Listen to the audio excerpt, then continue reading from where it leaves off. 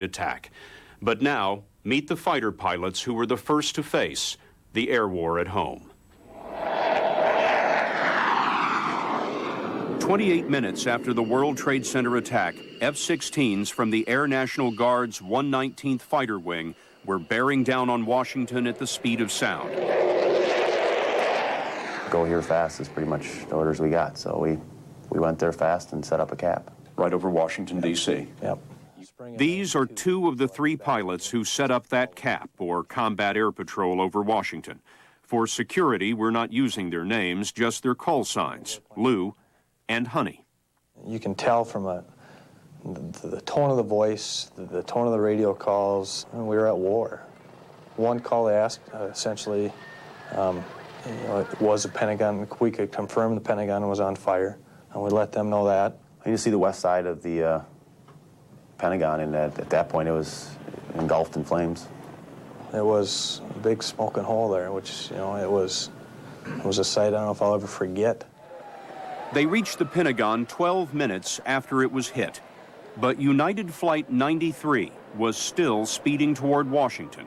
There would be plenty of time, at least 20 minutes, for the F-16s to intercept Flight 93. The next thing the fighters knew, someone they believed was with the Secret Service was on the radio, wanting to know what kind of missiles they were carrying. In terms of guns in the air, they wanted to know what was available to them. Yes. It was a garbled radio call, so it wasn't clear. So exactly what was said, but it was something to effect of keep planes away from the house or something like that. You didn't know exactly what it was. It was garbled. And they meant what? Keep planes away from the White House. They didn't know it at the time, but the president had authorized them to shoot down United 93. The order was likely minutes away when the passengers on 93 took the plane down themselves. If they hadn't, that very likely would have been your target. I could have. That's not something you've ever trained for, shooting down a civilian airliner. No. Could you have done that? Well, I mean, if it's a lawful order and authenticated appropriately, it's something you probably would have had to have done. Probably would have double, triple checked the authentication and confirmed it with your flight members to make sure, am I hearing this right? But that's what you had to do, and you got the order to do it. You do it. You got to trust the people controlling you on the ground have more pieces of the puzzle than you have up there, and you just got to trust them that what they're telling you to do is correct. I'm sure you've thought this over. You would have pulled the trigger? Well, yeah, I would have. You've worked as an airline pilot. Mm-hmm. It just strikes me as the most terrible order that a man in an F-16 could ever get. Yeah, me too. They're not alone anymore. Today, hundreds of pilots face the prospect of that order in Operation Noble Eagle, the air defense of the United States. Monday, when American Flight 587 crashed in Queens, F-15s swooped down from overhead. Fighters now cover New York and Washington 24 hours a day.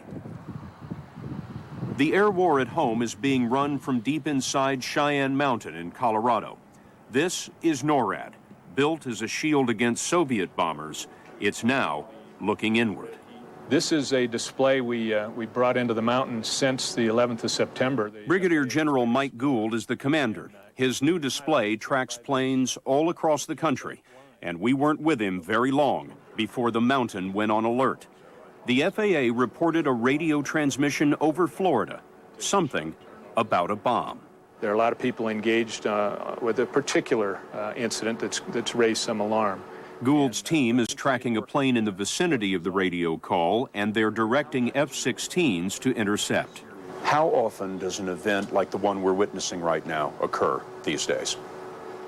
It's not unusual to see 3 or 4 in a day, and maybe we'll go for a day or two before we have anything out of the ordinary.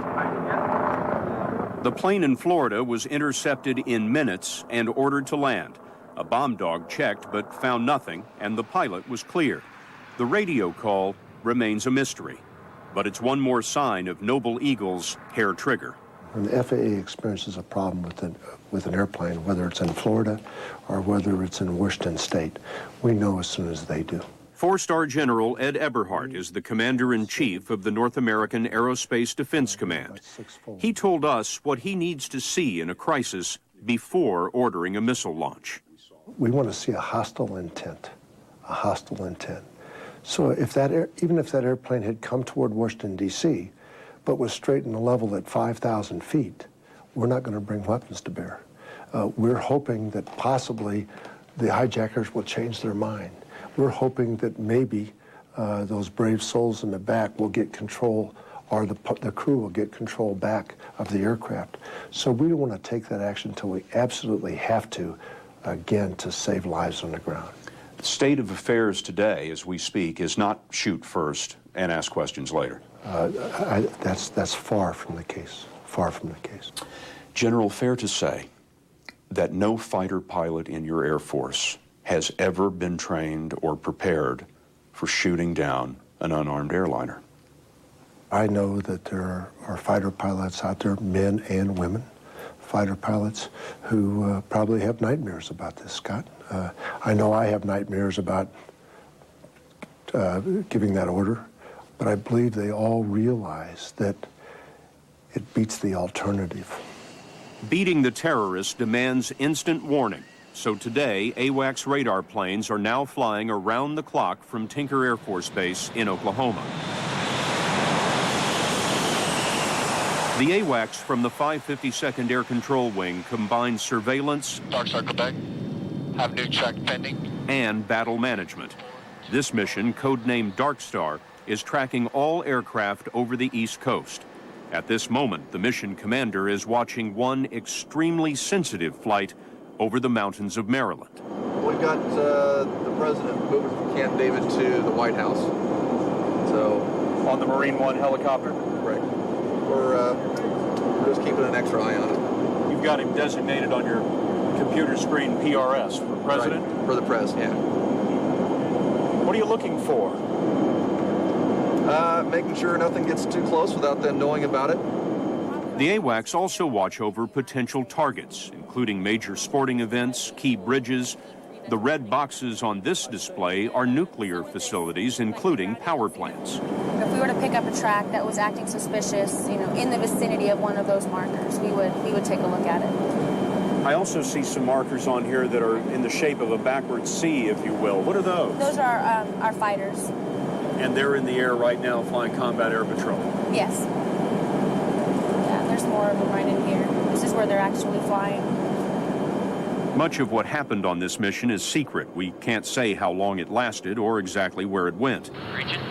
We can say that tankers refueled Dark Star in flight more than once, and the crew pressed on as day turned to night. They won't be heading back to Oklahoma until another plane relieves them. This shield is never lowered. You have flown this mission over Iraq Yes. many times. Yes. And in other places in the world. You must have never thought that you'd be flying combat air patrol over Washington, D.C. I never thought I would. Never. It's kind of scary to actually be defending your homeland. It's scary. I mean, it's something to be proud of, but it's scary at the same time. Because it's just, you never think that this would happen to us. General, under the scenario that we're talking about, it seems to me that you don't have any good options. If we're talking about an airliner coming into Washington, D.C., you're shooting this down over a populated area. You're shooting it down over McLean, Virginia, or Chevy Chase, Maryland. That's a terrible situation to be in. I think your basic premise is from the beginning is correct. We don't have any good options. But if it's clear to us that this aircraft is on this terrorist mission, we would like to take it out before it gets over a populated area. So this is not a science, this is an art trying to make that decision. Tough decision for a man or a woman sitting alone in an F-16. Very tough decision. They're practicing for that decision like never before. National Guard units that once flew 5 or 6 sorties a month are now flying more than 100. To see how much has changed, we caught up with Lou at the 119th Fighter Wing's home base in Fargo, North Dakota. We rode along in a flight of 3 F-16s to see the new routine of combat air patrol and training. Whoever is locked or feels threatened by the other airplane is going to go into a defensive maneuver. If he's determined to be hostile, then go ahead and prosecute. Defensive north.